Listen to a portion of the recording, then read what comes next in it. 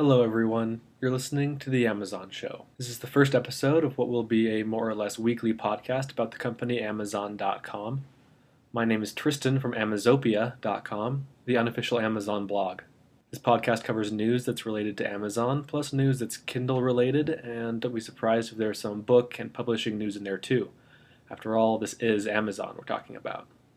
There are news stories and other articles that were covered on the blog at Amazopia.com that I won't be going over in this podcast or in other podcasts in the future, so be sure to subscribe to the blog in addition to the podcast.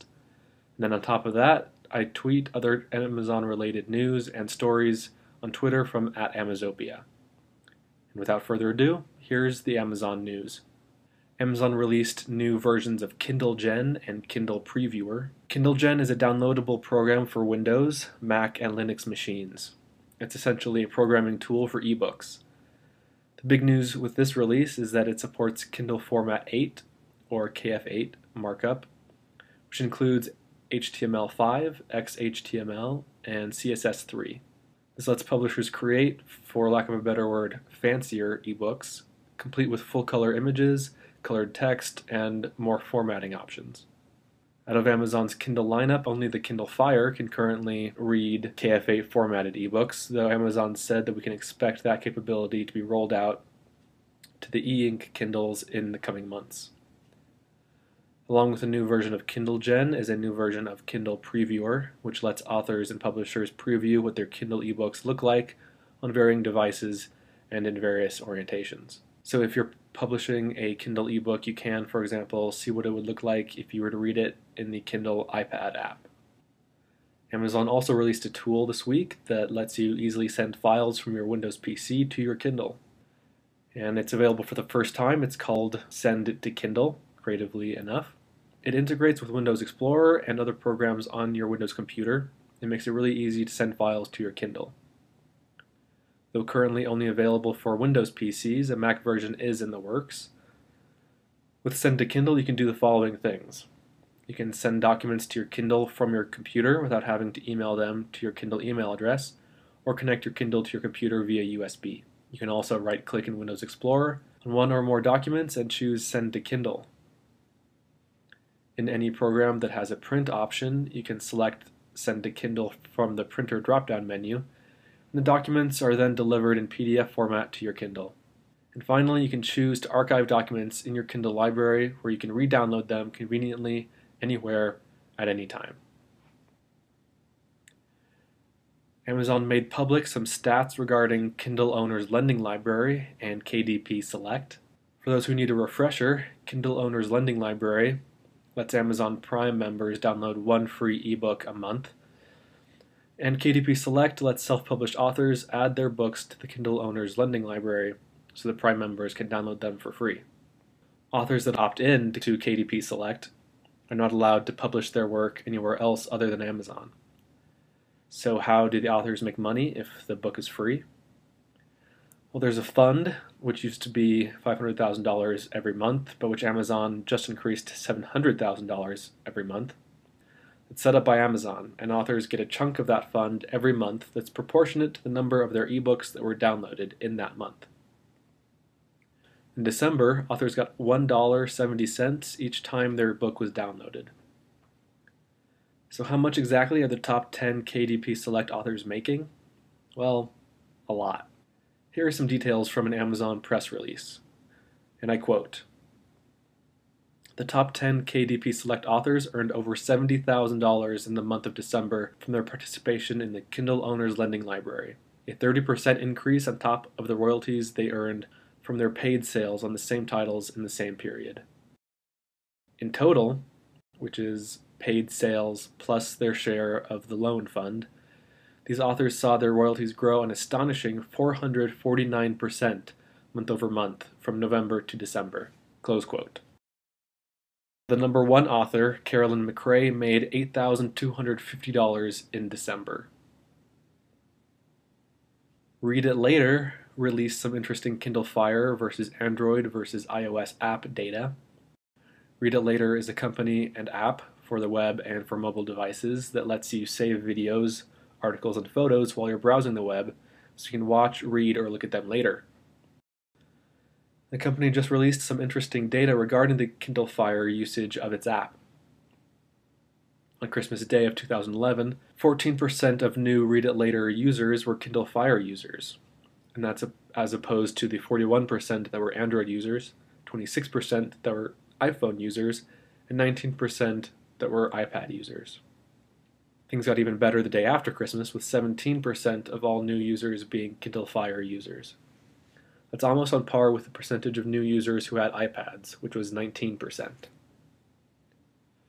While admittedly from only one company, these numbers illustrate just how many Kindle Fires have been sold to date.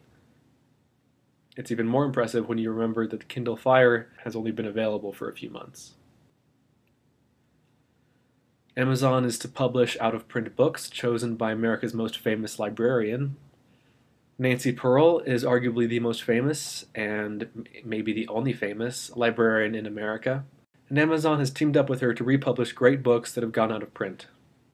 Nancy Pearl is the author of the popular Book Lust series of books, which are compilations of her recommended books for various moods and occasions. The books that will be printed are ones that Mrs. Pearl recommends in her books, but are getting harder to find because they are no longer being printed.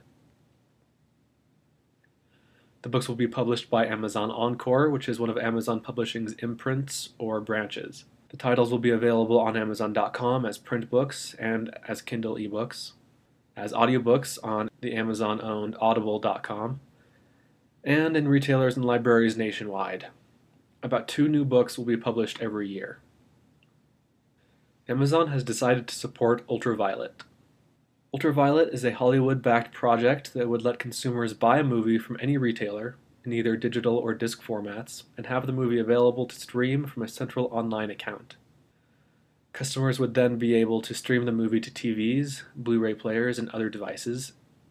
In that other devices category, of course, is Amazon's Kindle Fire. Amazon and Samsung are the first big companies to go along with the idea. Shoppers will be able to buy Ultraviolet movies on Amazon. And Samsung's new Blu-ray players will have a feature that will let you add your purchased Blu-ray movies into your online Ultraviolet library. Kingston's wireless hard drive is now compatible with the Kindle Fire. Kingston, a company known for manufacturing SD cards and USB flash drives, has a portable wireless hard drive that now works with the Kindle Fire. Some people have said that the 8 gigabytes of onboard storage space is a big problem with the Kindle Fire, and that the inability to add more via SD card or USB drive is even worse. There's now a workaround in the form of the Kingston Y drive, and that's WI drive. It's available on Amazon with 16 gigs of storage for $59.29 or 32 gigs of storage for $89.98. A 64 gigabyte version is reportedly in the works also. It's about the size of a smartphone and it looks like one too. You download the app onto your Kindle Fire, and then once you've connected to Wi-Fi, you're able to access the hard drive and whatever data you've got stored on it via the Y Drive app. While we're talking about apps, parental controls are now an option on the Kindle Fire thanks to a new app. Another criticism hurled at the Fire is that its web browser has no parental controls, meaning that kids with a Fire can look at pornography or other unsavory things on the device. That problem's been solved, not by Amazon, but by a third-party app developer. The app is called MobiSip. That's M-O-B, as in boy, I-C-I-P. And it's been around for a while now for iOS, Windows, and Linux. Now there's an Android version.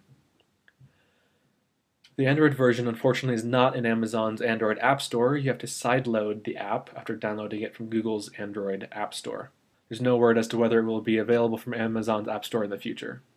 Among other things, you can do the following with the app. You can block certain categories of websites, like social networking sites. You can filter YouTube categories. So, for example, you could only allow your child to watch videos from the educational category on YouTube. You can blacklist individual websites. You can whitelist or allow individual websites. You can set time limits of how long internet access is allowed on the device. And you can get email alerts and usage reports that go into detail about your kids' browsing habits. You can check out the app at mobisip.com.